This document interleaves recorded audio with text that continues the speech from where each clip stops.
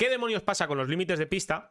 Y digo qué demonios pasa no porque esté en contra, al contrario, lo que vi en Fórmula 2 me gustó. Y me gustó porque creo que es un poco lo que venimos pidiendo, o al menos yo vengo pidiendo de un tiempo a esta parte. Y es que se mantenga la antigua norma, y lo estáis viendo en pantalla, de que se deje un coche en el exterior como mínimo cuando uno está luchando. Estáis viendo en pantalla el duelo de Pepe Martí y Richard Bersor, que le costó a Richard Bersor 5 segundos. Y que de alguna manera tiene cierto parecido con lo que ocurrió, y digo de alguna manera porque no lo tiene, con lo que pareció en la categoría que no debe ser nombrada, pero de eso no vamos a hablar. Ahora bien, aquí veis como Bersor se tira por el exterior, curva número 1, Pepe le deja el espacio necesario para hacer la curva número 2 por dentro, como anteriormente le había hecho Richard Bersor a Pepe Martí una vuelta antes, exactamente el duelo igual. ¿Cuál es la diferencia aquí? Que Pepe sí que le dejó el exterior en la curva 2, mientras que Richard Bersor aquí lo estrangula, hasta el punto de que, si os fijáis en este frame, es que Richard Bersor está pisando la línea blanca, o sea, es decir, no tenía Pepe espacio para aparecer por aquí. ¿Estos 5 segundos me parecen bien? Sí, Mario, me parece bien porque tú no dejas espacio al piloto que hay en el exterior para luchar. Ahora bien, lo que no entiendo es que esta norma, que es tan sencilla de aplicar, no se aplique siempre. Ya, es que te salen ahí con argumentarios del vértice y quién está por delante y quién tiene derecho a hacer la curva y quién no, como si hubiera pilotos que tuvieran que frenar y dejar la alfombra roja a otros, ¿no? Y yo creo que se hacen un lío ellos solos y que se meten en la boca del lobo con decisiones como esta, ¿no? A mí siempre me dicen, no, pero es que si dejas espacio al que va por el interior o al que va por el exterior, es que le estás dejando que te adelante. No, porque luego en la siguiente curva él te va a tener que dejar espacio a ti, si es que es un código que tienen que respetar todos, ¿no? Y los grandes paralelos de la Fórmula 1, bueno, a ver, quitándolo de Kubica y Massa en Fuji 2007, pero las grandes batallas de la Fórmula 1 yo creo que siempre han sido pilotos que se dejaban un mínimo de espacio, que no estaban todo el rato echándose de pista constantemente y que cuando lo hacían pues eran una escapatoria de asfalto en un momento puntual, pero que luego volvían más o menos. Entiendo que es muy difícil hacer un paralelo perfecto, ¿no? Pero con el código adecuado es mucho más fácil que salgan y es mucho más fácil que se den, ¿no? Y esta maniobra por parte de Pepe está muy bien, por parte de Bersor está mal, pero este es el criterio que tienen que seguir, este es el criterio que se tiene que seguir. Porque es la forma natural, yo creo, de entender las carreras, no bueno, es que si estás por delante del vértice, entonces es sanción para el que va por fuera si te gana la posición por fuera, pero si está justo un poco por delante, es sanción a ti de 5 segundos porque lo has echado de pista. No funciona así la cosa. No debería... Funciona, pero no debería funcionar así, yo creo. De hecho, Mario, a propósito que mencionas esto de estar por delante en el vértice, si quitamos nuestras cámaras, aquí se puede ver en este frame que estoy mostrando que justo en el vértice de la curva 2, o un pelín después del vértice de la curva número 2, Pepe está claramente por delante de Richard Bersor. Es decir, aplicando la norma de que quien está por delante en el vértice tiene derecho a salir por delante de la curva, o tiene derecho a trazar la curva por dentro, es que aquí Pepe tendría, siguiendo ese criterio, tendría tal. Ahora bien, alguno dirá, bueno, pues es que a lo mejor los comisarios sancionaron a Richard Bersor por este motivo. No, claramente le sancionaron por forzar a un piloto a salirse fuera de pista.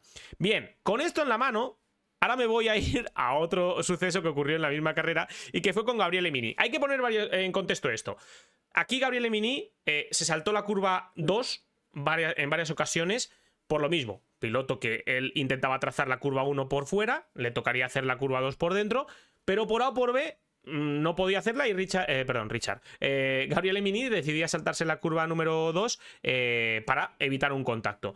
En 2 ocasiones Gabriel Emini gana la posición y la devuelve acto seguido. Entonces uno dice, bueno, te saltas la chicane pero devuelves la posición, no hay problema. Bien, aquí en uno de los duelos Gabriel Emini ataca por fuera a Roman Stanek, como veis, a mi juicio. Yo lo voy a poner de nuevo para que lo veáis. A mi juicio, Stanek deja el espacio justo, pero ahí entraba un coche. Ahí entraba un coche. De hecho, si pasamos al frame a este de aquí, vais a ver cómo Stanek deja el espacio en el interior de la curva 2 para que ahí hubiese otro coche. Muy justo, pero lo deja. Y Gabriel Emini se salta la curva. Se salta la curva. Y a mí lo que me llama la atención de todo esto es que, como vais a ver, Gabriel Emini se reincorpora por delante de Stanek y no le devuelve la posición. Se queda por delante. Entonces, aquí a lo que yo voy es, ¿qué demonios hacen? Quiero decir, esto lo acabo de ver yo con 4 frames. ¿Cómo no pueden verlo en una sala de comisarios, Mario? Es que no me lo explico. No te escuchamos, Mario. Sigo esperando yo todavía aquella sala bar que decían. Sala bar lo llamaron de alguna forma como arbitraje instantáneo. No sé qué nombre le pusieron. Lo anunciaron al acabar la temporada 2021, como al empezar ya el 2022. Dijeron: sí, vamos a introducir una especie de gente que lo va a controlar todo mucho más rápido y las sanciones se van a poner muy rápido y no sé qué y no sé cuántos. Sigo esperándolas. Porque no hemos tenido noticias desde entonces. Era uno de los cambios que prometieron para el año 2022. Estamos a 2025 y seguimos a la espera, ¿no?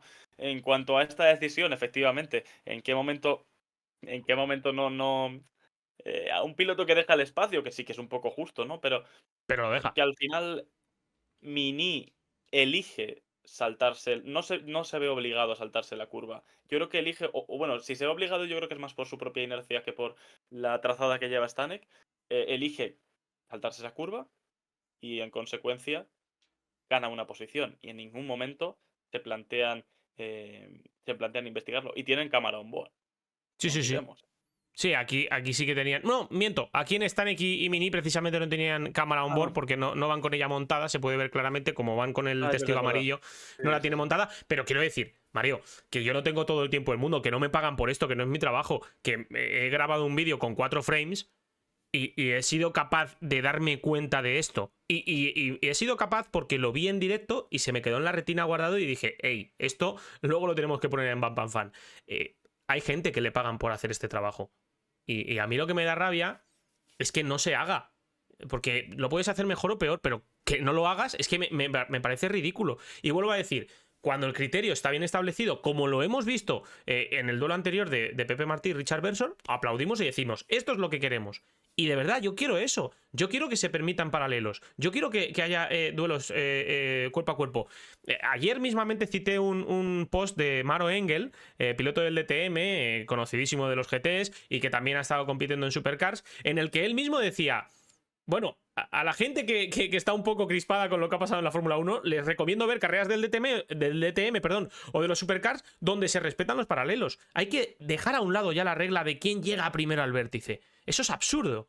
¿Cómo que quién llega primero al vértice? No, hay que mantener un paralelo. Y cuando tú coges una curva por dentro, ya tienes suficiente ventaja de ir por dentro y hacer menos metros como para encima al piloto que va por fuera y que está haciendo más metros que tú, decirle: no, es que si yo decido abrir la trazada, tú te vas fuera. ¿Por qué? Porque es que yo por ir por dentro tengo derecho.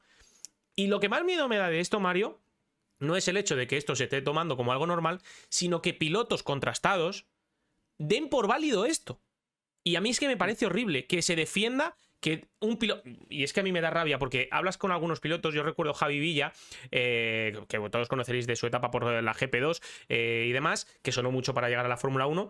Javi Villa llegó a decir en Arteixo, cuando fuimos allí con Nico Abad y demás, llegó a decir que a un piloto que le adelantan por fuera no es un piloto. Esto es una barbaridad. Y esto no se puede permitir. Esto no se puede permitir, porque entonces no es competición. Porque entonces no hay adelantamientos. Si solo se puede adelantar por dentro haciendo un dive boom, a mí no me gustan las carreras, Mario. Ya, no, y que de hecho recuerdo también en un podcast que tenían Nico Abad, Alex y Bea Petirrojo Azul, famosos influencers de la categoría que no merece ser nombrada, en donde Javi Villa también dijo aquello de si van por si era en referencia al adelantamiento que le hizo Stroll a Carlos Sainz en Jeddah en 2023, creo que fue.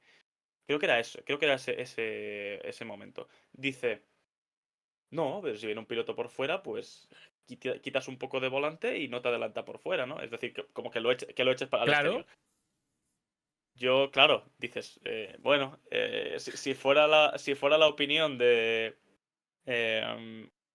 un usuario de Twitter que no conoce ni el tato, pues ahí está. vale. Pero si lo dice un tío que ha pasado por la GP2, pues se te caen las malos pies al escuchar eso, ¿no? Porque dices: joder, ¿en qué momento un piloto tiene ese código de competición así de asimilado? O en qué momento quizás soy yo el que no lo entiende. Es decir, mm, no sé, yo creo que hay mucha gente que está de acuerdo en que tanto pilotos como gente que no es el camino, que ese no es el camino. Pero bueno, y he de esclarecer aquí una cosa. No digo que no disfrute viendo batallas en donde los pilotos se echan de pista, en el sentido de que me parece mal, pero le veo su encanto y le veo, por supuesto, la emoción. Y es decir, yo creo que no es algo que digo, "Joder, ojalá nunca pasara". Simplemente que la gente tenga claro quién lo está haciendo bien y quién lo está haciendo mal. No hay simplemente es eso, que se sepa y que haya un criterio firme y que el código que haya una norma escrita que coja ese concepto que yo creo que mucha gente tiene en su cabeza y lo plasme. No que deje de suceder, simplemente que todo el mundo sepa quién lo está haciendo bien y quién lo está haciendo mal. No es mucho pedir, yo creo. No, no, no, para nada, para nada. Y yo creo que es muy sencillo, ¿no? Pero bueno, es lo que yo vengo diciendo, sobre todo desde que pasó lo que pasó en la categoría que no debe ser nombrada el domingo.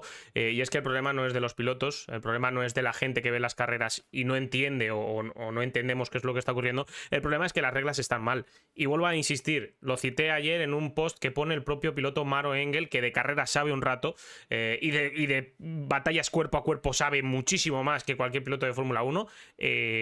El problema no está en la Fórmula 1, el problema no está en los pilotos, el problema está en la norma. Y hay que cambiar la norma porque si no, esto va a seguir pasando y va a seguir siendo la coletilla de todas las carreras.